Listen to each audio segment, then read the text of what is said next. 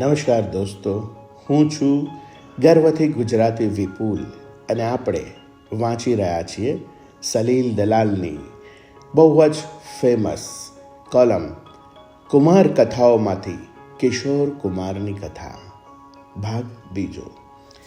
કિશોર કુમારને એસ.ટી. બર્મને પહેલી વાર તક આપી તે ફિલ્મના હીરો હતા રાજ કપૂર. કિશોર કુમાર ખંડવાના થિયેટરમાં મિત્રો સાથે અશોક કુમારનું પિક્ચર જીવન નૈયા જોવા ગયા ત્યારે ખબર નહીં કે તેમાં દાદાની કોઈ દાદાગીરી નહીં જોવા મળે. ઉંમર ત્યારે એવી કે પોતાના હીરો કોઈથી ગભરાય નહીં એવા જ ગમે.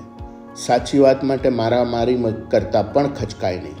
કિશોર કુમારના અને વધારે તો તેમના દોસ્તોના મનમાં સ્ટન્ટ એક્ટર જેવા કરતબ અપેક્ષિત હતા. ઘોડા ઉપર બેસીને આવતા, આંખે કાળા ચશ્મા પહેરેલા, લટકતા વસ્ત્રો હવામાં લહેરાતા હોય અને હાથમાં તલવાર લઈને દુશ્મનને પરાસ્ત કરતા હોય એવા નાયકની છબી સૌના મનમાં હતી. જ્યારે અહીં જીવન નૈયામાં તો એવું કંઈ ના મળે.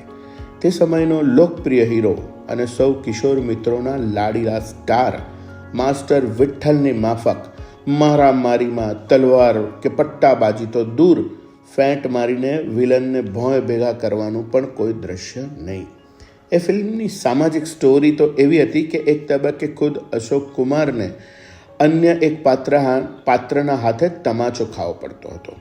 ભાઈબંધોના વખાણ કરવાને બદલે કિશોર કુમારને ચીડવે એવી સ્થિતિ થઈ. કયા ભાઈનું હૈયું ચૂર ચૂર ના થઈ જાય. કિશોર કુમારે તે રાત્રે મોટા ભાઈને મુંબઈ પત્ર લખી કાઢ્યો. તેમાં પોતે કેવી અપમાનજનક સ્થિતિમાં મુકાવવું પડ્યું તેનો વિગતવાર ચિતાર આપ્યો હતો. પરંતુ એ નાનપણની માનસિકતા હતી. સમજણા થયા પછી જીવન નૈયામાં અશોક કુમારે ગાયેલા ગીત કોઈ હરદમ ન રહા ને વર્ષો પછી કિશોર કુમારે ઝુમરૂમાં પોતાના અવાજમાં ગાયું હતું. જ્યારે એ પોતે મુંબઈ ગયા, ફિલ્મોમાં વ્યસ્ત થયા અને વર્ષો પછી ફિલ્મો બનાવવાની આર્થિક સ્થિતિએ પહોંચ્યા, ત્યારે જે ફિલ્મોનું સર્જન કિશોર કુમારે કર્યું તેમાં પણ શારીરિક મારામારી ના જ રહી. પછી એ દૂર ગગન કી છાંવ મેં હોય કે દૂર કા રાહી હોય કે પછી મમતા કી છાંવ મેં. પરંતુ મુંબઈ પહોંચતા પહેલાં કિશોરને ઇન્દોર પણ રહેવું પડ્યું હતું. ઇન્દોરની કોલેજમાં ભાઈ અનુપ કુમાર પહેલેથી ભણતા હતા. એ જ કોલેજમાં કિશોરને દાખલ કરાયા. રહેવા ખાવા પીવાનું ઇન્દોરની હોસ્ટેલમાં. વકીલ સાહેબનો આશય પારકી માં જ કાન વિધે એ ન્યાય કિશોર શીખવે, ધ્યાનથી ભણે એ પણ ખરો જ. પણ હોસ્ટેલના મુક્ત વાતાવરણમાં તો એ ઓર ખીલ્યા. ખંડવામાં તો પિતાજીનો કડપ એવો ભારે કે ગાયન કોઈ લિસ્ટમાં નહીં. વળી નાનપણમાં તો કિશોર કુમારનો એટલે કે એ દિવસોના આભાસ કુમાર ગાંગુલીનો અવાજ એટલો વિચિત્ર કે ઇવન દાદા મોની એમ કહીને કિશોર કુમારને બોલાવે તો પણ જાણે કે અવાજ તૂટતો લાગે. આ રહસ્ય ખુદ અશોક કુમારે ખોલેલું. એક ઇન્ટરવ્યૂમાં તેમણે કિશોર કુમારનો અવાજ કઈ રીતે ઉગડ્યો તેનો ખુલાસો કરેલો. તેમના કહેવા પ્રમાણે તે 10 વર્ષની ઉંમર સુધી તેમના લઘુબંધુ આભાસ કુમાર ભવિષ્યમાં ગાયક બનશે તેનો આભાસ પણ નહોતો. ઉલટાની ચિંતા તો એ હતી કે આ બાળકનો અવાજ આવો જ રહી જશે તો તેનું થશે શું? પણ એક અકસ્માતે કામ કરી દીધું. સૌથી નાના પુત્ર હોવાને કારણે આભાસ મમ્મીનો છેડો મૂકતા નહીં. એવામાં એક દિવસ શાક સમારતા માતા પાસે સ્પીડમાં દોડી આવેલા કિશોરનું ધ્યાન નીચે ના રહ્યું અને શાક સમારવામાં સૂડા જેવા કટરમાં પગ આવી ગયો. પગની એક આંગળી એવી ઘવાઈ કે લગભગ છૂટી જ પડી ગઈ. હવે એ દિવસોમાં સારવારની એવી કોઈ સવલતો નહીં. પાટો બાંધ્યો પણ દુખાવામાં રાહત થાય એવી પેઇન કિલર તે જમાનામાં ઉપલબ્ધ નહીં. એટલે દિવસો સુધી દાદા મોનીના કહેવા મુજબ તો મહિનાઓ દાડા સુધી દર્દથી પીડાતા કિશોર કુમારનું રુદન રોજના 18 થી 20 કલાક ચાલ્યા જ કરતું. સતત ચાલેલા એ ભેંકડાને લીધે ગળું કાયમ માટે ખુલી ગયું. એવું તો ખુલ્યું કે એકાદ બે નહીં પણ 8 ફિલ્મફેર પુરસ્કાર જીતાડી શક્યું.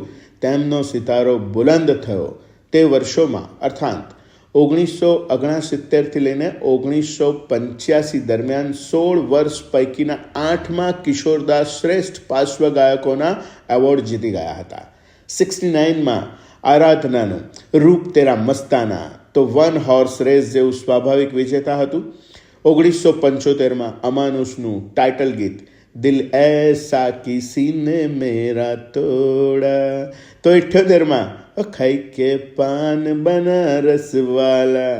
1980માં ગુલઝારની નાજુક શબ્દાવલીવાળું થોડી સી બેવફાઈનું શીર્ષક ગીત હજાર રાહે મુડ કે દેખી યાદ છે ને? લતાજીના અવાજના શબ્દો, હે નામ હોઠો પે અબ હૈ લેકિન આવાજ મેં પડ ગઈ દરારે.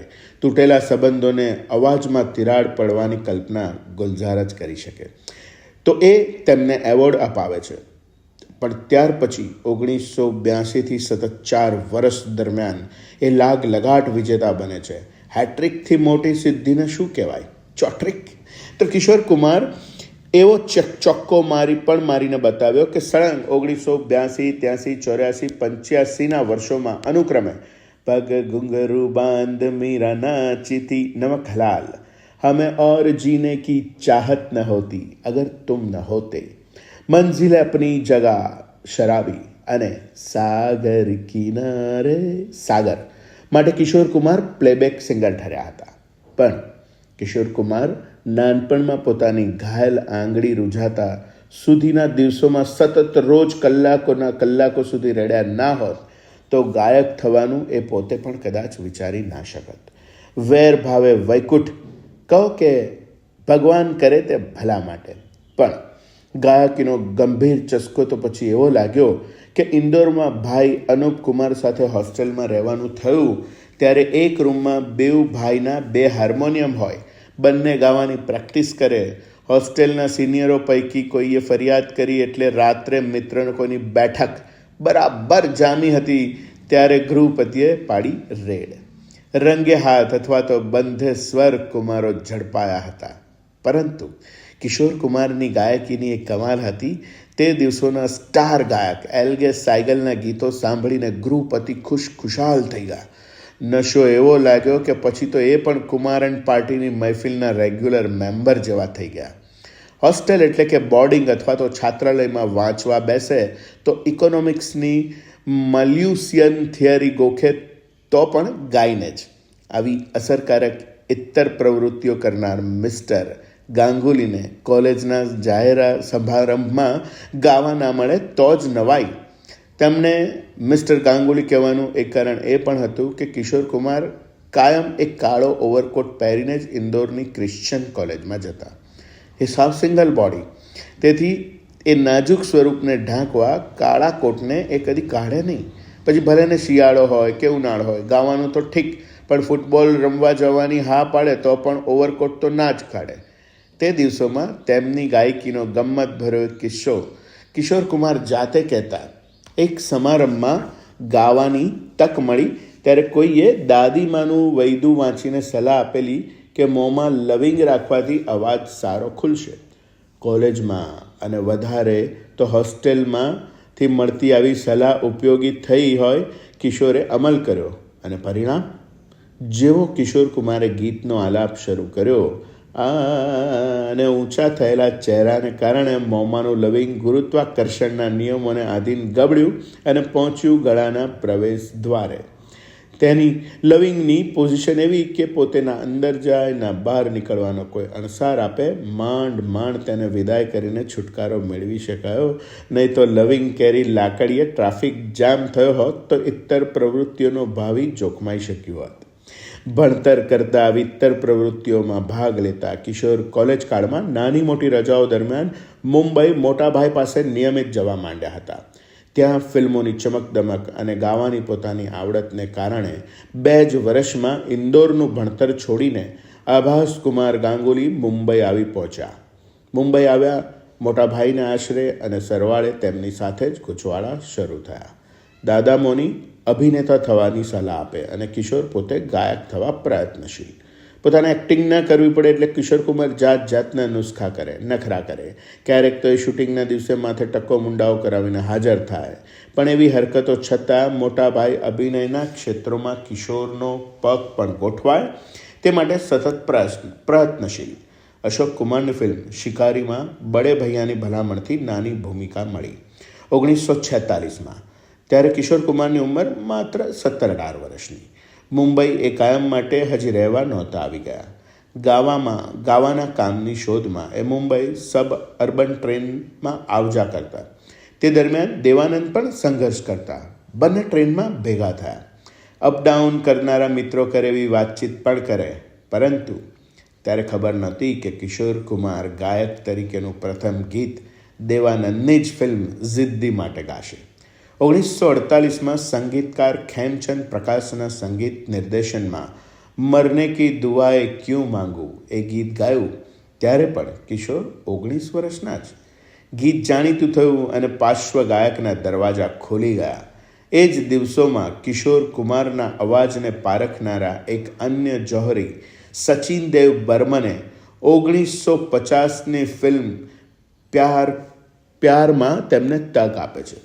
દાદાના સંગીત નિર્દેશનના સંખ્યાબંધ ગીતો પછીના વર્ષોમાં દેવાનંદ માટે ગાનારા કિશોર કુમારને જે ફિલ્મ માટે એસ.ડી. બર્મને પહેલી તક આપી તે પ્યારમાં હીરો કોણ હતા? રાજ કપૂર. અગાઉ શબનમમાં સચિન દાએ રાજ સાબ માટે મુકેશનો કંઠ ઉપયોગમાં લીધો જ હતો. છતાં પ્યારમાં રાજ કપૂર માટે કિશોર કુમારનો અવાજ પસંદ થયો હોય. ગ્લેમરની દુનિયામાં ઉપરાંત ગોસિપની દુનિયામાં પણ કિશોર પહોંચી ચૂક્યા હતા. સાથે સાથે તેમના અંગત જીવનમાં ઉથલ પાથલ કરી શકે એવા પ્રશંસકો પણ ઊભા થયા. તેમાંના એક હતા મશાલ ફિલ્મની હિરોઈન નીતિન બોઝના દિગ્દર્શનમાં બનતી એ ફિલ્મ શરદ બાબુની નવલકથા ઉપર આધારિત હોય કોઈ હિન્દી અને બંગાળી બંને ભાષામાં બનતી હતી. તેના ગીતોના રેકોર્ડિંગ વખતે હિરોઈન હાજર રહે અને ત્યાં જ અન્ય ફિલ્મના રેકોર્ડિંગ માટે આવેલા કિશોર કુમાર સાથે મુલાકાત થઈ. બંને બંગાળી અને મુંબઈ સરખા અન્ય ભાષાના રાજ્યમાં માતૃભાષા બંગાળીમાં વાત કરવા મળે તેનાથી જે સંબંધ બંધાય અને તે પણ 20-21ની રોમેન્ટિક ઉંમરના પડાવે પછી જોવાનું શું રહે. તેમના ટ્રેડમાર્ક જેવા ઓવરકોટ ઉપર મફલર અને હાથમાં નાનકડી છડી હલાવતા કિશોર કુમાર પોતાના અવાજ જેટલા જ કદાચ તેમની એ બિંદાસ પર્સનાલિટીથી આકર્ષી રહ્યા હતા. પ્રણય પાંગરવા માંડ્યો હતો અને વરસ દાડામાં તો લગ્નની શરણાઈઓ સાંભળવા મળી. હિરોઈનનું નામ કહેવાનું રહી ગયું. એમનું નામ હતું રૂમા ગુહા.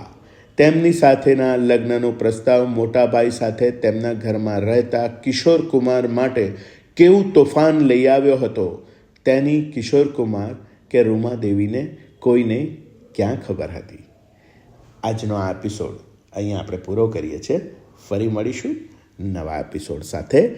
સલીલ દલાલની કુમાર કથાઓમાંથી એક લોકપ્રિય કુમાર કિશોર કુમારની કથા. Thank you. હું છું ગર્વથી ગુજરાતી વિપુલ.